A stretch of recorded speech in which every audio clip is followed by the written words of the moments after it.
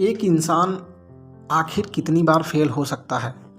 10 बार, 20 बार या 100 बार? इतनी बार फेल होने के बाद भी कोई शख्स टूटे ना, ऐसे उदाहरण बहुत ही कम देखने को मिलते हैं। ऐसे ही उदाहरण की मिसाल है KFC के फाउंडर कर्नल सैंडर्स, जिन्हें 109 बार निराशा हाथ लगी। जिस उम्र में लोग रिटायरमेंट लेते हैं, उस उम्र में इनका कैरियर शुरू हुआ। इन्होंने 65 साल की उम्र में KFC की शुरुआत की थी। आइए जानते हैं कैसे एक के बाद एक कर्नल सैंडर्स को मिलती रहीं असफलताएं और फिर एक दिन चमक उठी उनकी किस्मत। कर्नल हारलैंड सैंडर्स का जन्म 1890 में अमेरिका के इंडियाना में हेनरीविले में हुआ था। 6 साल की उम्र में ही उनके पिता की मौत हो गई। घर के हालात खराब हुए तो माँ एक फैक्ट्री में काम करने लगी और सैंडर्स अपने छोटे भाई बहन की देखभाल करते थे। महज 7 साल की उम्र में ही उन्होंने अच्छा खाना पकाना सीख लिया। 12 साल की उम्र में उनकी माँ ने दूसरी शादी कर ली। उनके सौतेले पिता को हारलैंड सैंडर्स पसंद नहीं थे, जिसके चलते वह अपनी आंटी के पास रहने लगे और एक फार्म में काम करने लगे। सैंडर्स उस वक्त 7वीं कक्षा में पढ़ते थे और उन्होंने 7वीं में ही पढ़ाई छोड़ दी। इसके बाद वह तमाम तरह के काम करते रहे। सेना में भर्ती हुए लेकिन वहां से निकाल दिए गए। कुछ वक्त रेलवे में काम किया। करीब 19 साल की उम्र में उन्होंने शादी भी कर ली। रेलवे में काम करते हुए कुछ विवादों के चलते उन्होंने रेलवे की नौकरी छोड़ दी, जिसके बाद उनकी पत्नी भी बच्चों को लेकर उनसे अलग हो गई।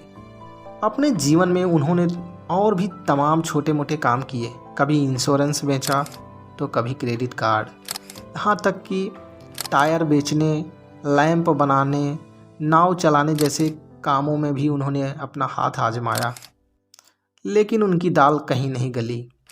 सैंडर्स की ज़िंदगी 1930 में पहली बार पटरी पर आती दिखी, जब उन्होंने केंटकी के कार्बिन में एक गैस स्टेशन खरीदा। बहुत से यात्रियों ने उनसे कहा कि वह एक रेस्टोरेंट भी खोल लें। चिकन के लिए उनका प्यार बचपन से ही था। ऐसे में वह रेस्टोरेंट में तमाम तरह के खास रेसिपी वाले चिकन बनाने लगे। देखते ही देखते उनका ये काम चल निकला और वह मोटी कमाई करने लगे। यहीं पर एक दिन केंटकी के गवर्नर 1950 में आए थे। जब उन्होंने सैंडर्स का चिकन खाया तो उन्हें बहुत पसंद आया। फिर क्या, उन्होंने हारलैंड सैंडर्स को कर्नल की उपाधि दे दी और तभी से उन्हें कर्नल सैंडर्स के नाम से जाना जाने लगा। कर्नल की उपाधि देश का बहुत ही सम्मानित टाइटल माना जाता है।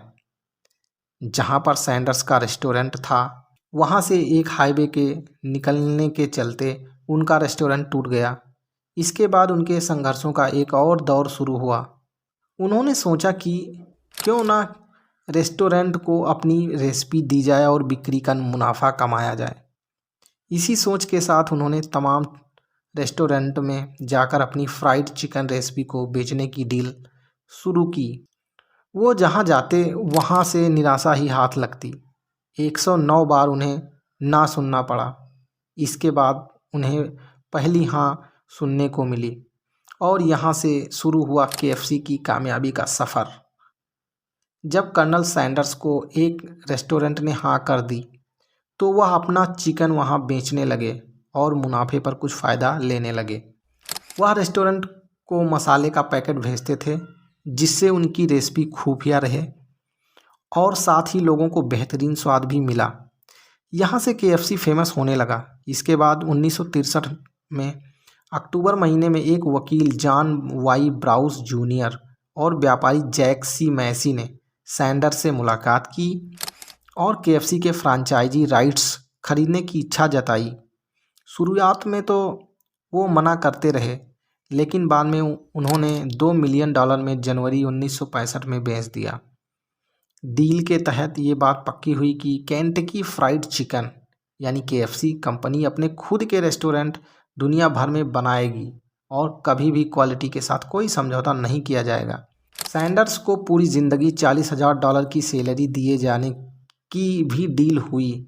बाद में उनकी सैलरी बढ़ाकर $75,000 कर दिया गया।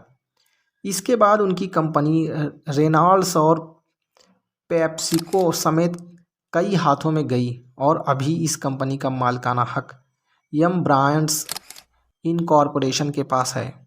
कर्नल सैंडर्स की मौत 1980 में 90 साल की उम्र में हुई।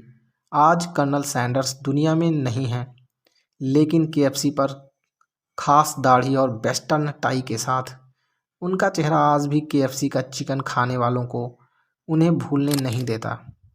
आज के वक्त में KFC के 150 से अधिक देशों में 22,000 से अधिक स्टोर हैं। अगर आपको इस स्टोरी से कुछ मोटिवेशन मिला हो तो हमारे चैनल को सब्सक्राइब करना ना भूलें। Thank you so much for watching this video.